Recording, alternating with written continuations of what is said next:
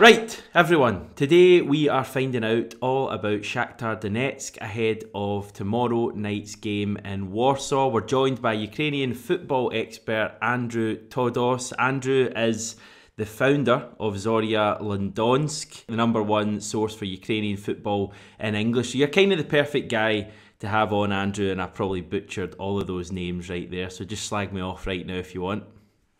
Solid pronunciation, to be honest. I can't knock you for it. Compared to some other people, that was top stuff. So yeah, thanks for having me on. Looking forward to chatting a bit about Shakhtar.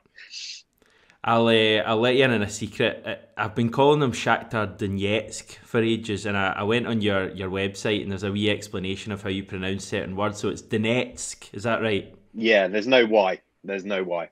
Well, I'm an idiot then, but we got there eventually. So it's Shakhtar Donetsk from now on. So apologies for all of that. You're actually Warsaw bound tomorrow, I believe, or today as people are watching this. Strange circumstances with the game being in Poland, but I guess that everything is quite strange and unsettling in Ukraine at the moment. Yeah, absolutely. I mean, 2 weeks ago, I was in Kiev for the opener of the Ukrainian Premier League, where Shakhtar were playing against Metalist 925. That was surreal in itself. Empty stadium, really quiet, and the pace of the game was slightly off, being the first match that Shakhtar played competitively since obviously the full scale invasion began back in February. So yeah, I mean it's been quite a eventful 3 weeks, 2.5 weeks since then. Obviously, the big win that they got surprised everyone last week in the Champions League. And then they followed that draw up with 3 wins in the Ukrainian Premier League. So they're sitting joint top at the moment ahead of the international break. So from a footballing perspective, things are looking quite good, or as normal as they possibly can be on the pitch. Yeah, in terms of tomorrow night, and the 25,000 tickets, I think have been sold, over 25,000 now in a 31,000 home of Legia Warsaw. Do you have any idea of the makeup of these ticket sales? Are they Shakhtar fans? Are they locals? Are they a bit of everything? Yeah, as far as I'm aware, it's a bit of everything because even prior to February this year, there was a massive amount of economic migrants, sizable Ukrainian diaspora in Warsaw and in Poland as a whole. Like there's, I think, up to about over 3 million or so in the whole country. Obviously, not all of them are fans of Shakhtar per se, but as they're representing the country, as the only representative from the country in the Champions League, I'm sure that there will be people from across the spectrum of footballing supporters, and maybe people that don't even support, um, football that regularly will be in attendance. So I think it will be a predominantly Ukrainian that home support, and then a fair few locals too that want to come and see a bit of Champions League football. We've got a bit of history with Legia Warsaw. You may or may not be aware of that. There was a bit of controversy probably about 8 or 9 seasons ago now. They beat us, I think, 6-1 on aggregate, and they were basically expelled from the tournament for fielding an ineligible player, and there was all protests. Artur Boric, our former goalkeeper, even got involved, and there's not a lot of love lost between Celtic and Legia Warsaw, so it's interesting to see if there's going to be any of that involved on Wednesday night as well. Although we did actually play Legia Warsaw in a friendly a couple of months ago, if that, in the very stadium. So maybe that's kind of calmed things down a little bit. Just explain to us what the situation is with Ukrainian football right now. You've obviously already touched on that opening match. The league has restarted, but with no fans. How has it gone? So far, I think there was obviously always uh, the possibility of matches being postponed or possibly interrupted mid-game due to air raid sirens and that kind of stuff. But so far, there's actually only been one top-flight game that has been affected by that, and that was like on Ukrainian Independence Day, when there was a heightened chance of air raid sirens, etc., due to the threat from Russia on that particular day. But since then, on the whole, touch wood, etc., it's been relatively smooth. Teams are getting into the swing of things now. It's sort of 4 match days deep. Obviously, a lot less foreign players in the league nowadays, but despite that, there are a a sizable amount that have signed for teams this summer, and a few that stayed on following February or were loaned out during the second half of the season and then have returned for this campaign. So I think it's kind of the most unpredictable season ever, because there's not much form to base anything off. There's a lot of changes, both in squads, in managers, and just the whole impact of the war in the past 6, 7 months. What sort of toll that's had on everyone, either psychologically and other. It's going to be interesting to see how it unfolds, at least until the winter break, which will probably be towards the end of November.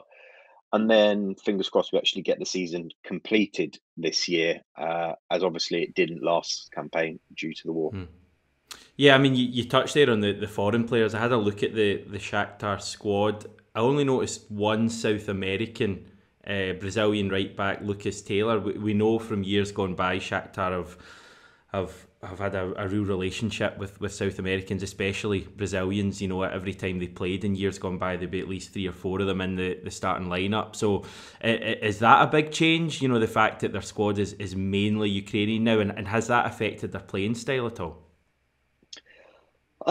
Yeah, so it's definitely a massive change and a massive, I guess, divergence from the Shakhtar that probably everyone's familiar with, that doesn't follow them week in, week out, or the Ukrainian Premier League too closely. Uh, up and Lucas Taylor was actually signed on like transfer deadline day or close before it.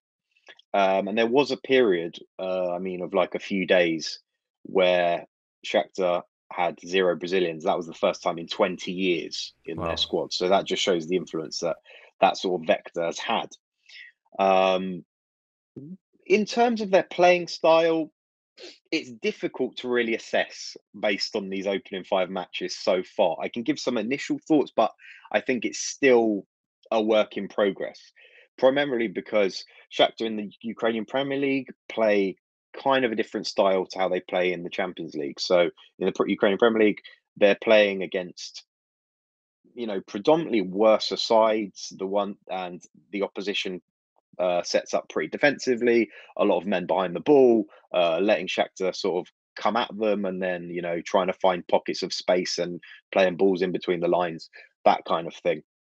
And so far, uh, the teams have been rather successful in that. If we're going to go on the first opening 4 matches, because all the games have had less than 3 goals in them. 2 1-0 wins for Shakhtar and 1-2-1 just this weekend, which was a bit of a scrapey win, 96th minute winner. Yeah, so that just says it all in terms of the difference in that. And then in the Champions League, based on the Leipzig game, they were playing very much. They were the ones holding back, letting Leipzig come at them, and then playing on the counter attack with the sort of lightning quick players that they've got at their disposal in attack, with Mihailo Mudryk, Marian Shved, and a few other players in that build up. So I've got a feeling that would probably be similar to what we saw in Leipzig. In all honesty, I think Jovicevic, the new manager who came in this summer, um, is utilizing the tools the best that he can. He's not going to be going for any sort of flamboyant football or any kind of attacking kind of setup that's going to be like super um, entertaining or anything. Even though the attacking football that they do play is rather entertaining based on what we saw last week. But I think no one's getting too carried away just yet, knowing how poor RB Leipzig actually were. The fact that they end up sacking Tedesco, their manager, straight after. So I think this game will probably be a lot tighter, a lot more, a lot more on edge. Everyone's going to be, just because it's a home game. There will be some support, like as I expect from you from the Ukrainian end per se. Um, so yeah, it will be interesting, but more quite unpredictable, as I mentioned. That Leipzig game, I mean, they won 4-1. I think they had 4 shots on target and scored 4 goals. I mean, how was that a fair representation of the match? So the first half was predominantly all Leipzig. Uh, However, Shakhtar were very successful in, despite the fact that Leipzig had loads of possession, they were trying to create something in the final third, but were basically like unfruitful in all of those opportunities. They created very little. I think they only had two shots on target in the end, and that was their goal and another chance. So that just shows a mix of Shakhtar quite being well organized, disciplined in defence, but also maybe a bit of toothlessness from Leipzig. So this game, especially, I've watched some of the highlights from the Celtic Real Madrid game where Celtic look pretty sharp going forward and just a bit unlucky hitting the post here and there, especially in that first half. So that will be something that they certainly need to work on and keep an eye out for. Yeah. So you mentioned that Real Madrid game. We had Modric tearing us apart last week. Now we've got Mudryk to deal with. Mikhailo Mudryk. How good is he? Well, he's the new star boy, poster boy of Ukrainian football, you could say. He's the new hype guy that everyone is very excited about. Um, this, you could say, is probably his first proper season where he's coming into the team as like one of the leaders of the side in terms of one of the best players. And he showed that in last week's game against Leipzig. That was, he scored his first goal, got 2 assists, and he had like 28 touches and he played the full game. So that just shows how effective he is. Because last season is when he made his breakthrough into the first team in terms of he was starting a bit more regularly.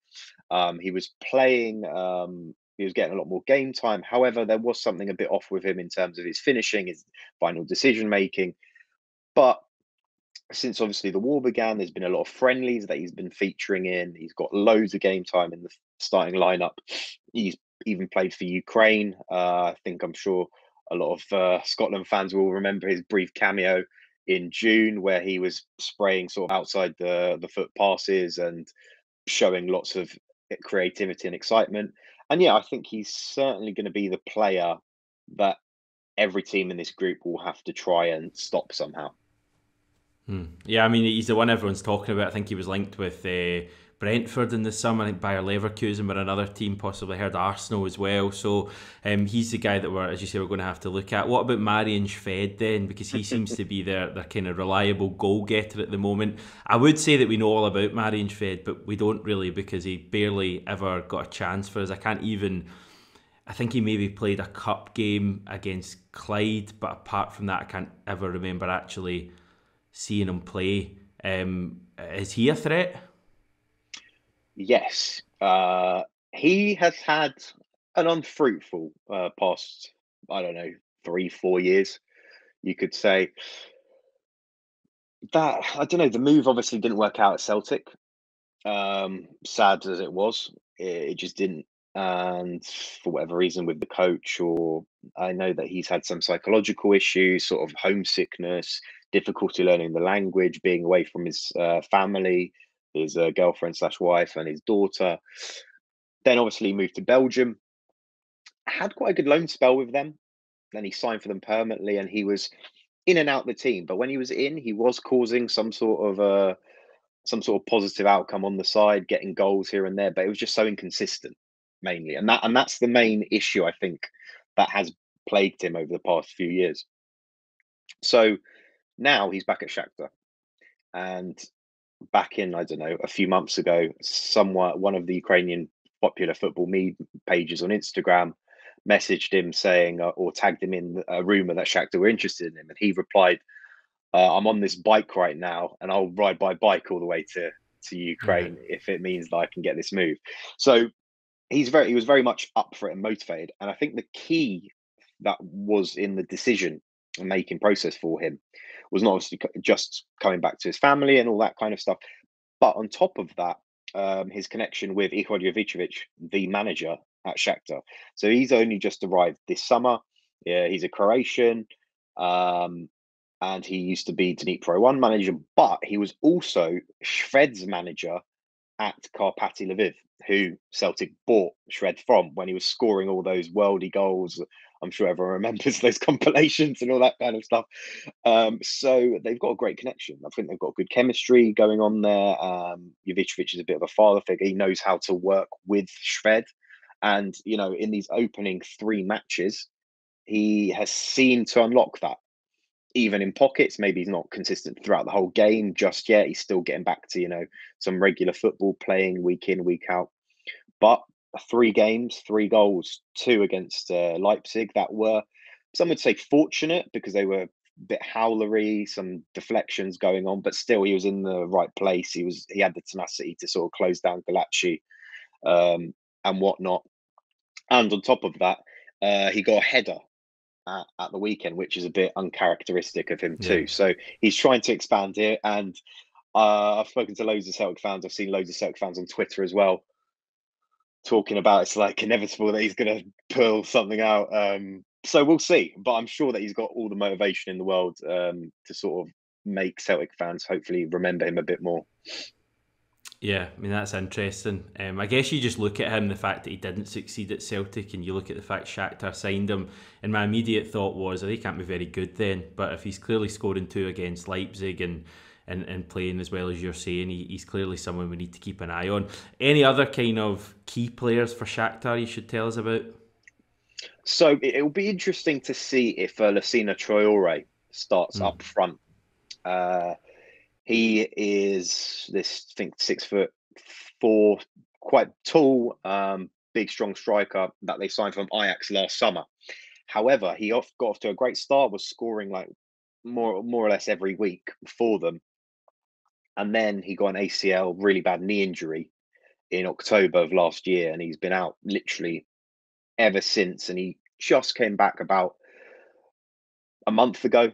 And he's come off the bench for the past 3 games in a row. And at the weekend, he came on at half time. So I think, as far as I'm aware, we could expect him to start on Wednesday for the first time. It would make a bit of sense just because the other striker that they've been playing with, Alexander Zubkov, he's not really a centre forward. He's a bit of a winger, and he wasn't that effective against RB Leipzig. He's not been that effective in that position so far this season. So if he comes on, he's a potent goal threat. He's in and around the box. We'll be looking for tap-ins, any scraps and that kind of stuff to get on the end of. And it just means that the likes of Mudryk, Shved, Petiak, whoever's going to be playing on the wings, can just feed the ball into him and try and make him get onto something. So he'll certainly be someone to keep an eye on. And then Taras Stepanenko, I think he's the understated player in the team, centre defensive mid, veteran. I think he's 33 now. He's just sort of the rock in the team. He's the spine, you could say, essentially, the connection between defence and attack. He'll be breaking up play and then trying to restart the counters with his distribution out to the wide players. So yeah, certainly those 4 players are the ones that I think will be pivotal in this game. Okay, weaknesses? Any obvious weaknesses in Shakhtar? So, I mean, on the whole, I think it's this unpredictability. They lost, they beat Leipzig, but Leipzig were pretty poor. And they've not really had a consistent, they've not played against an opponent that's been like really potent in attack that I've seen. Obviously, Celtic looked it against Real Madrid in the league. You guys have been scoring for fun as well. So that will be a new challenge for their defence. Nikola Matvienko, one of the left centre back, he's very experienced. But then on the right hand side of him, Valeri Bondar, he's a bit more inexperienced. He might have a bit of a few more discrepancies going in his play, and just in general, that sort of defensive unit, it needs a proper test, I think, and sort of it needs to face that litmus whether it will work out or not for them. Okay, we're very excited, mate. It's been great to have you on and great to get some insight. Final question is, how do you think the game's going to go? What does your gut tell you? As it's a home game and solely based on a bit of additional optimism from that first match, I'm going to go 2-1. I think both teams are going to score for certain. And I've just got this feeling that Shred might be getting the headlines. You were doing so well, mate. You were doing so well, and then you come out and tell me Marian Shved's going to score against us. It just seems inevitable, written in the stars moment. But yeah, I'm looking forward to a good game. Should be good.